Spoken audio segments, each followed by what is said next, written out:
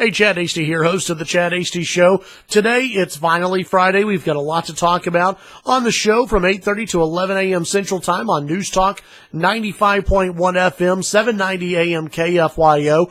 One of the things that we will continue to talk about is the media's fascination with Donald Trump and the transition and Donald Trump not naming cabinet members. Remember, we read some information yesterday where Barack Obama, it took 3 weeks after Barack Obama was elected president for Obama to name appointees. Well, Donald Trump hasn't had that luxury. The media beating down the doors. They want to know exactly who is going to serve in the cabinet. It's all part of this ruse by the media to make Donald Trump look ignorant, to make Donald Trump look like he has no idea what he's doing. Don't fall for it. Donald Trump, in my opinion, is going through this with preciseness. He wants to hire the very best people.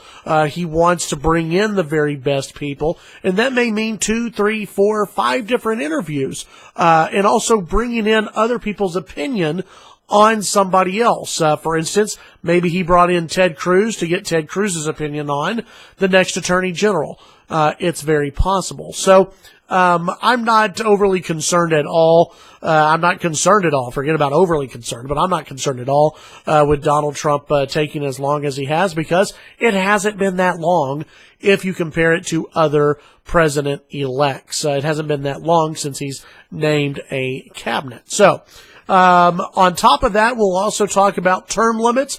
Paul Ryan, backing Donald Trump's pitch on term limits, but he didn't really say that he would seek to pass a bill. Here's a problem for a lot of Republicans. A lot of Republicans, and I'm not just picking on Paul Ryan here, but a lot of Republicans will go through and they'll tell constituents, yes, I support term limits. I support term limits, but it needs to start with the next guy. I support term limits, but there's not enough people inside the House or in Congress in general to support term limits, which is probably very true.